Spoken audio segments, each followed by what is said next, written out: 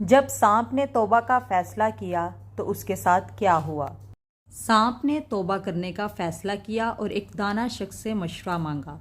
دانا نے اسے حکم دیا کہ وہ کسی ویران جگہ پر چلا جائے جہاں کوئی نہ ہو اور بس اتنا کھانا کھائے جتنا کہ ایک دن کے لیے کافی ہو، بغیر کسی کو نقصان پہنچائے۔ سانپ نے ایسا ہی کیا اور اب کسی کو نقصان نہیں پہنچاتا تھا۔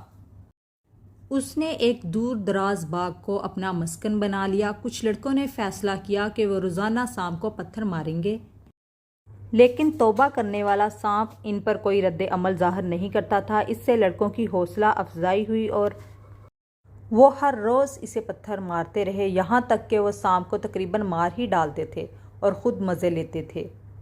سانپ افسردہ ہو کر واپس دانا کے پاس آیا اور پوچھا کہ اسے اب کیا کرنا چاہیے۔